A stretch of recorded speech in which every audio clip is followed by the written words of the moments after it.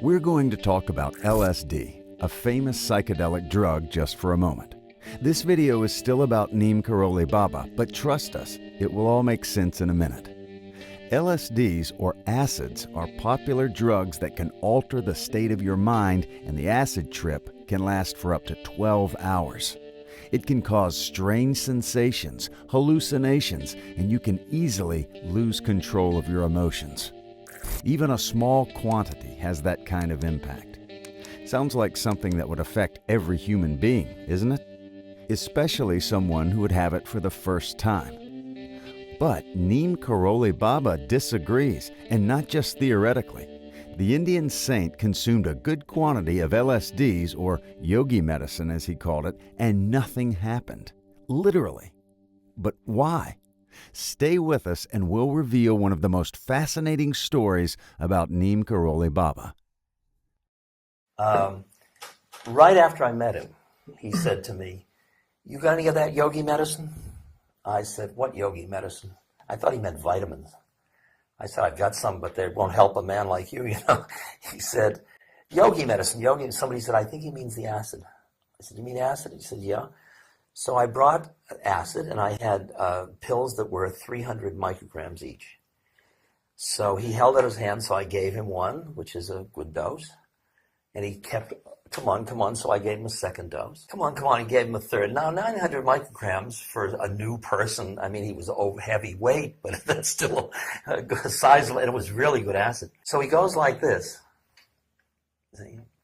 And he throws it into his mouth, and I always think, this is going to be pretty interesting, you know, and nothing happens at all. Nothing. Neem Karoli Baba, or Maharaji, was one of the greatest Indian saints of the 20th century. He is known to be a man of mystic energies who taught millions of people and brought them closer to their purpose in life. And not just Indian devotees, his fellowship is worldwide, including the biggest tech titans like Steve Jobs and Mark Zuckerberg, and global icons like Julia Roberts.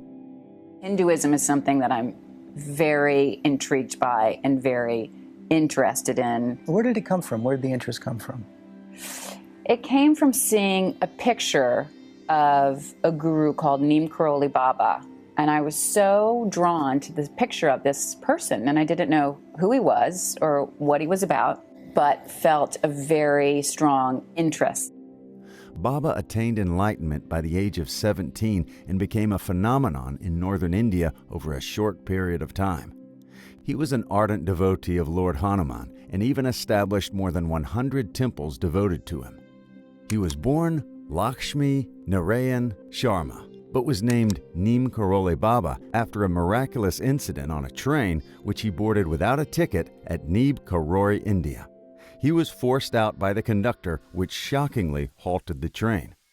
Only when he was requested by the conductor to board the train again did the train miraculously come back to life. There have been many incredible incidences around Neem Karoli Baba that his devotees have shared, which for a logical and skeptical mind would sound bizarre. Baba always seemed to know where his devotees were and what they were doing or saying, even while being away from them. His followers believed that this was because Baba had knowledge of the past, present, and future. Devotees have claimed that Babaji would repeat their words back to them and tell them where they were when they should meet Baba next. Calling this shocking would be an understatement.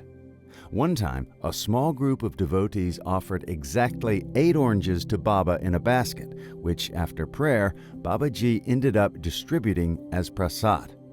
Here's what spellbounded them. When more devotees joined them, Babaji kept distributing the oranges, around 18 in total. These devotees still don't know where the additional 10 oranges came from. Unbelievable! Now, this one is quite puzzling. Many devotees have seen Neem Karoli Baba in 2 places at once. By seen, we mean that he spoke to them and even enjoyed the refreshments offered. What? In fact, many claim that Babaji would appear out of nowhere. Devotees believe that he claimed psychic powers through his devotion to Lord Hanuman. Okay, you've been waiting for the one with LSDs, and believe us, it will blow your mind. But first, let's talk about Ram Dass, Baba's notable disciple who spread his teachings in the West. His name was Richard Alpert, but Baba named him Ram Dass. In 1976, Ram Dass came down to India and met Baba. He was struggling with LSDs and had carried a supply to India as well. During his meeting, Baba asked him for yogi medicine. Baba didn't ask for one, but 3 pills. Each pill had over 300 micrograms of very pure LSD, a solid dose for an adult. Naturally, this shook Ram Dass, but also made him curious. He sat with Baba for an hour and nothing happened. He just laughed at Ram Dass and went about his day. Shocking, isn't it? Also highly unbelievable. And that's what Ram Dass eventually thought too. He returned to Baba's ashram 2 years later, and Baba knew what he wanted without him even uttering a word.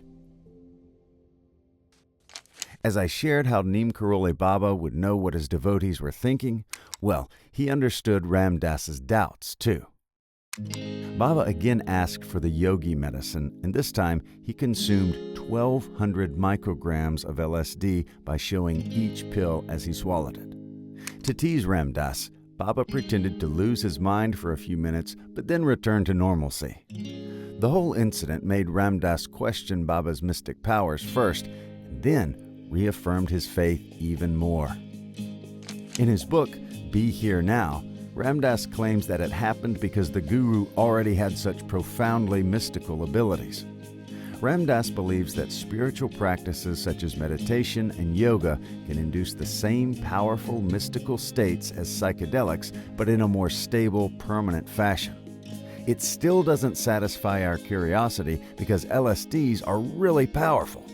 How he consumed so many without effect, we'll never know. Let us know what you think about these incidents and whether you have experienced any. We'll leave you with Neem Karoli Baba's profound message to us all. Love everyone, serve everyone, remember God, and tell the truth.